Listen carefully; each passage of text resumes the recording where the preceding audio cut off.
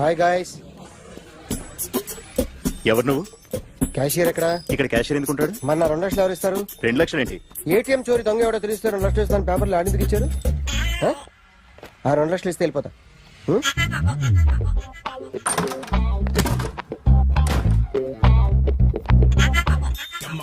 Hello. ఏయ్, నువ్వే నా దొంగని చూసింది. అయ్యా, ఏంటి ఇలా ఉన్నావు? ఇలా ఉంటే డబ్బులు ఎవరా?